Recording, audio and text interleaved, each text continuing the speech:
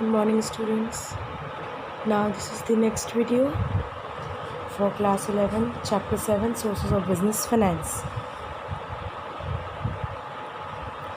And the topic is debentures, bond, borrowed fund, long term source of finance. हमारा topic है debenture और bond. Okay, debentures. अभी हमने जब सोर्सेज ऑफ फंड के बारे में पढ़ा तो हमने इक्विटी शेयर, प्रेफरेंस शेयर और डिबेंचर के बारे में पढ़ा था. ठीक है. अब डिबेंचर्स होते क्या हैं? डिबेंचर्स मेनली एक तरह का इंस्ट्रूमेंट होता है जो कि कंपनी पब्लिक को इशू करती है. यानी कि एक कंपनी है, उसने पब्लिक को इशू किया, पब्लिक ने डिबेंचर के जो सर्टिफिकेट्स होते हैं वो ले लिए और उसके बदले कुछ पैसा दे दिया कंपनी को. तो कंपनी की कैपिटल ऐसे ही बनती है शेयर्स, डिबेंचर्स, बॉन्ड से. तो अब जब अपने कंपनी ने पैसा ले लिया इनसे, तो इनको कुछ मैच्योरिटी पीरियड होता है, जैसे कि 5 साल तक का पैसा लिया, 5 साल बाद हमको इंटरेस्ट के साथ वापस कर देंगे. तो पब्लिक को ये पूरा पैसा कंपनी वापस करती है आफ्टर मैच्योरिटी विद इंटरेस्ट. यानी कुछ इंटरेस्ट के साथ पूरा पैसा उनका वापस कर देती है. अब देखिए यहाँ पर definition of debenture includes debenture, stock, bond और any other instrument of a company evidencing a debt, whether constituting a charge on the asset of the company or not. Debenture बता रहा है क्या होता है. डिबेंचर एक ऐसा इंस्ट्रूमेंट होता है जो कि कंपनी पब्लिक को इशू करती है by taking some asset on mortgage. यानी कि पब्लिक को जब हम पब्लिक का पैसा लेते हैं तो उनको एक डिबेंचर की रिसीट देते हैं, प्लस उनको इस चीज़ की भी संतुष्टि देते हैं, इस चीज़ से भी सेटिस्फाई करते हैं कि आप लोगों को पैसा दे रहे हो, इसके बदले हम इस असेट को मॉर्गेज रख देंगे, जिससे कि फ्यूचर में अगर हम आपका पैसा ना पे कर पाएँ तो आप क्या करिएगा, इनको बेच दीजिएगा. जो भी असेट उसके भी हाथ में होगा उसको वो बेच देंगे. और बेचने के बाद क्या होगा, बेचने के बाद वो जैसे ही वो एसेट पूरी तरह से बिक जाएगा, वो अपने डिबेंचर होल्डर को पैसा रिटर्न कर देंगे. तो सिक्योरिटी को एज अ एसेट लिया गया है, यानी कि एसेट के तौर पे सिक्योरिटी ली गई है.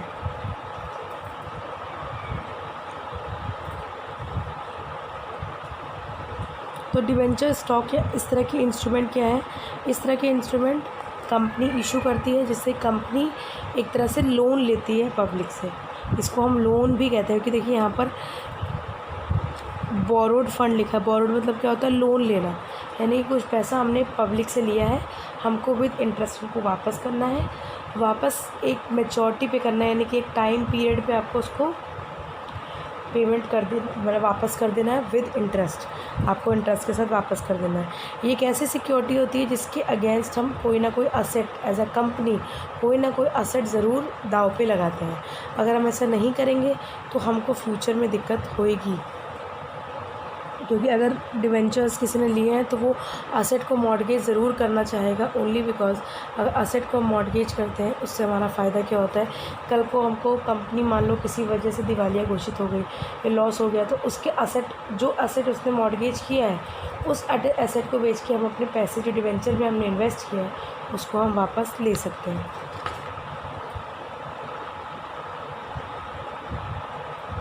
Debenture are common security issue under borrowed fund capital. Debenture एक किस तरह की कॉमन सिक्योरिटी होती है जो कि बोरोड फंड कैपिटल के तौर पे ली जाती है. Debentures are instrument for raising long term debt capital. Debenture एक ऐसा इंस्ट्रूमेंट है जो कि लॉन्ग टर्म डेट कैपिटल, यानी कि हम काफ़ी लंबे समय के लिए पब्लिक से उधार ले सकते हैं. Debenture are called creditorship security because debenture holder are called creditor of the company. Okay, debentures जो हैं क्रेडिटशिप सिक्योरिटी, डिबेंचर होल्डर को हम क्या कहते हैं, एक तरह से वो हमारे क्रेडिटर्स भी होते हैं. क्रेडिटर यानी कि जिनकी कंपनी के लिए ये क्रेडिटर होते हैं जस्ट बिकॉज इनसे हमने उधार लिया है. यानी कि डिबेंचर्स होल्डर क्या होते हैं, क्रेडिटर ऑफ द कंपनी होते हैं, इनको हमको पे करना पड़ता है. A debenture can be defined as a document or a certificate issued by a company under its seal as an acknowledgement of its debt. Holder of debentures certificate is called debenture holder. अब ये बोल रहा है कि ये एक तरह का डॉक्यूमेंट है, इसको हम डिबेंचर को एक तरह का डॉक्यूमेंट और एक तरह का सर्टिफिकेट कह सकते हैं जो कि कंपनी इशू करता है अपने नाम पे, जिसमें वो स्पेसिफाई करता है, एक्नॉलेज करता है, स्पेसिफाई करेगा कि ये हमारे इनसे हमने डेट यानी कि इनसे हमने कुछ ना कुछ उधार लिया है। Holder of debenture certificate is called as debenture holder. जिनके पास ये सर्टिफिकेट होता है, ये डॉक्यूमेंट, ये सर्टिफिकेट होता है, उसको हम डिबेंचर होल्डर कहते हैं। और वो डिबेंचर होल्डर्स क्या होते हैं? कंपनी के क्रेडिटर्स होते हैं। इस चीज़ का ध्यान रखिएगा। 1 नंबर में ऐसे क्वेश्चंस आते हैं 1 MCQ में। Holder of debenture certificate is called as debenture holder. तो ये holder of debenture certificate is known as, तो हम कर सकते हैं 4 ऑप्शन में। एक में ऑप्शन डिबेंचर होल्डर। दूसरा, who is the creditor of the company? Creditor of the company is debenture holder. तो जो डिबेंचर होल्डर से हम क्रेडिटशिप इसीलिए कहते हैं क्योंकि वो हमारे क्रेडिटर्स होते हैं। फाइन। अब आते हैं इनके फीचर्स पे। पहला है borrowed fund. Yes, it is a borrowed fund only because ये हम बोरोड यानी कि उधार लेते हैं पब्लिक से। बोरो यानी कि हम मांगना, लेना। तो हम कोई पैसा अगर उधार लेते हैं या फिर लेते हैं तो उससे क्या होता है?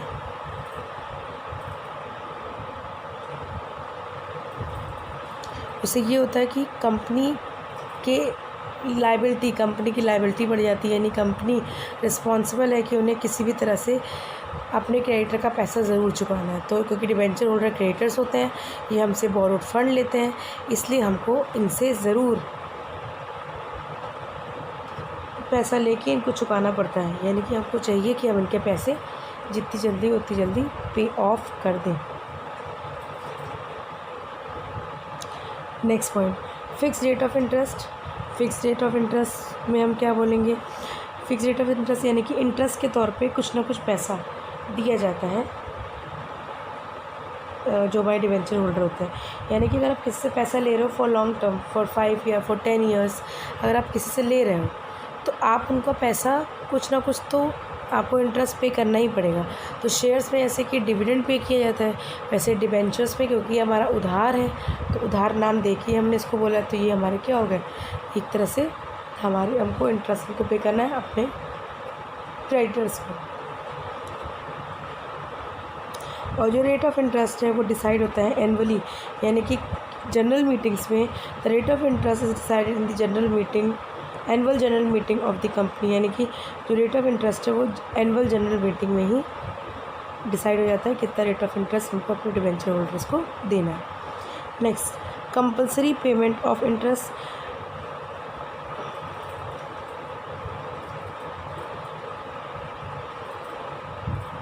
कंपलसरी पेमेंट मतलब कि जैसे शेयर होल्डर्स में क्या होता है, कंपलसरी पेमेंट नहीं होता। कंपनी को अगर प्रॉफिट है तभी पेमेंट होता है, वो भी सबको देने के बाद। जो भी अमाउंट बच जाता है सबका पे करने के बाद, उसी अमाउंट को यहाँ हम ट्रीट करते हैं शेयर्स में। मगर डिबेंचर में क्या है, कंपनी को लॉस भी होगा तभी भी आपको कंपनी को चाहिए कि वो अपने डिबेंचर होल्डर को पैसा ज़रूर देगी। Payment of regular and fix rate of interest is a legal obligation of a company. Company has to pay interest to its debenture holder irrespective of its profit earning capacity. ये बता रहे हैं कि जो रेगुलर पेमेंट जो भी debentures holder होते हैं उनको हम रेगुलर कॉन्टीन्यूस पेमेंट करते हैं इंटरेस्ट का। तो एक तरह से ये रेगुलर पेमेंट होता है और फिक्स रेट पे होता है, यानी कि ऐसा नहीं कि रेट फ्लक्चुएट करेगा, फिक्स रेट पे आपको पेमेंट करना होता है। ये जो फिक्स रेट है ये एनुअल जनरल मीटिंग में डिसाइड हो जाता है। उसके अलावा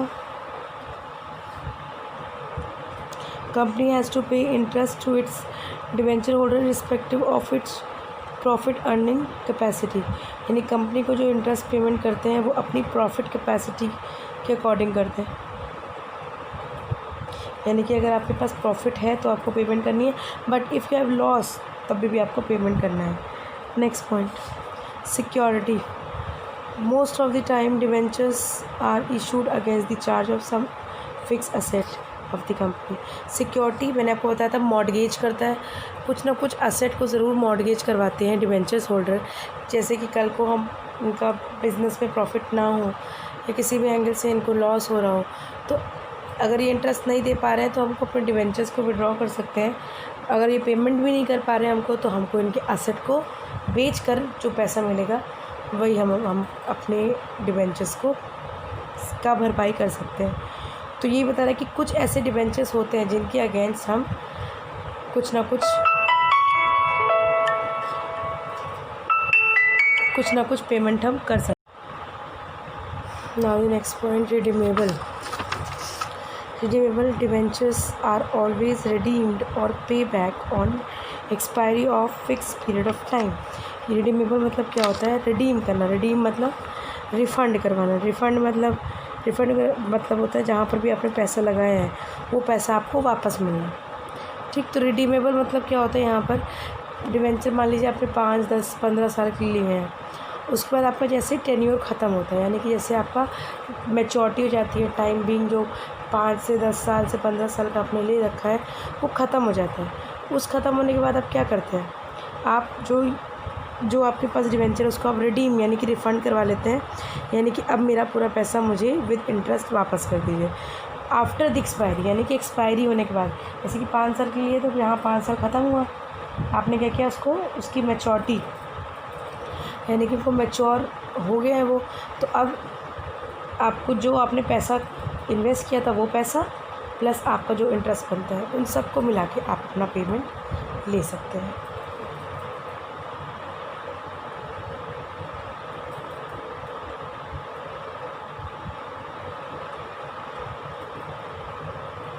नेक्स्ट आते हैं no voting right. Debentures holder को कोई वोटिंग राइट नहीं होता है। शेयर होल्डर्स में क्या होता है? इक्विटी वालों को राइट होता है, वो अपने शेयर्स अपने वोट्स दे सकते हैं, कंपनी में पार्टिसिपेट कर सकते हैं, कंपनी की बुक को इवैल्यूएट कर सकते हैं। बट जो प्रेफरेंस शेयर होते हैं उनको भी कोई वोटिंग राइट नहीं होता। बट अगर 2-3 साल तक आपको कोई डिविडेंड नहीं मिल रहा तो आपके वोटिंग राइट क्या होते हैं? वो आपको वोटिंग राइट मिल जाते हैं। वैसे ये जो डिबेंचर्स हैं, ये डिबेंचर्स भी क्या होते हैं? इनको कोई वोटिंग राइट नहीं होता कि ये अपने वोट को कास्ट कर सके, यानी कि ये सिर्फ इंटरेस्ट में पूरे दावेदार होते हैं। कंपनी को प्रॉफिट या लॉस हो, आपको इंटरेस्ट ज़रूर वो जो वोटिंग राइट होता है इन डिबेंचर्स होल्डर को नहीं होते। डिबेंचर्स होल्डर को किसी भी तरह के वोटिंग राइट्स नहीं होते, यानी कि आप किसी भी एंगल से कंपनी में पार्टिसिपेट नहीं कर सकते हैं। फिर आते हैं appointment of trustee. When a large number of debentures are sold to the general public, जब हम बहुत ज़्यादा अमाउंट में डिबेंचर को बेचते हैं जनरल पब्लिक को यानी कि आम जनता को, then usually a trustee is appointed. तब अगर हम लार्ज अमाउंट में डिबेंचर को इशू करेंगे पब्लिक को, तो हमें बहुत सारे ट्रस्टी को मतलब कि जब बहुत सारे डिबेंचर होल्डर हो जाते हैं तो एक ट्रस्टी को अपॉइंट करना पड़ता है। ट्रस्टी यानी कि एक ट्रस्टी अपॉइंट होता है। Trustee can be a bank और फाइनेंशियल इंस्टीट्यूशन। अभी ट्रस्टी अगर हम लार्ज नंबर पे डिबेंचर इशू कर रहे हैं तो ट्रस्टी हमें कहाँ से मिलेंगे? ट्रस्टी हमें या तो बैंक से मिलेंगे या तो किसी न किसी फाइनेंशियल इंस्टीट्यूट से मिलेंगे। The trustee is appointed to ensure that the borrowing firm fulfill its contractual obligation. The trustee is appointed यानी कि आप ट्रस्टी को जो अपॉइंट करते हो वो कैसे अपॉइंट करते हो? Borrowing firm fulfil it's contractual obligation. जो आपकी ट्रस्टी है, जितनी भी आपकी अग्रीमेंट है, जो भी आपकी फुलफिलमेंट है, जो भी आपकी रिक्वायरमेंट है, वो सारी ऑब्लिगेशन को पूरा करेगा, तब आप कंपनी में अपॉइंट हो सकते हो एज अ ट्रस्टी। अब वो ट्रस्टी चाहे बैंक हो चाहे फाइनेंशियल इंस्टीट्यूशन हो। फाइन। अब देखिए हमने क्या पढ़ा आज? बॉन्ड्स डिबेंचर्स के बारे में पढ़ा।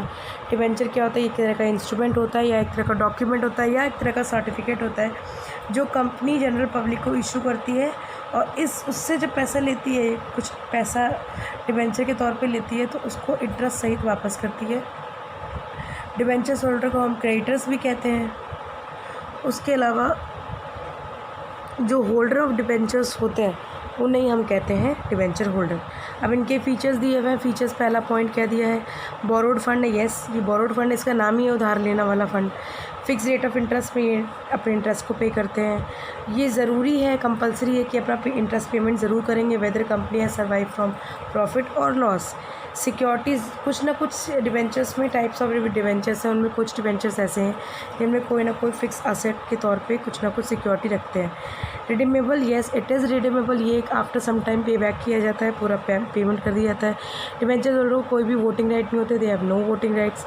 अपॉइंटमेंट ऑफ ट्रस्टी, जब large number of debenture holder होते हैं तो एक ना एक ट्रस्टी हमको अपॉइंट करना पड़ता है, चाहे वो बैंक हो चाहे वो फाइनेंशियल इंस्टीट्यूशन हो, जो कि सारी तरह की फॉर्मेलिटीज़ को डिबेंचर होल्डर की पूरी करेगा, तब कंपनी उसको अपॉइंट करेगा एज अ ट्रस्टी। आज के लिए इतना ही, थैंक यू।